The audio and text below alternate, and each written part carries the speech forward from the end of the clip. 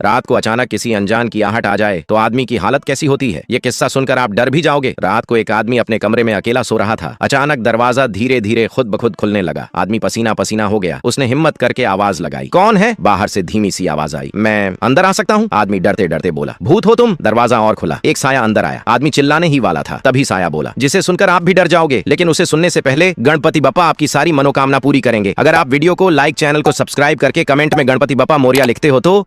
साया बोला, भूत नहीं भाई, मैं तो दूध वाला हूँ, रोज सुबह आता हूँ, आज आ नहीं पाया तो रात को दूध दे रहा हूँ।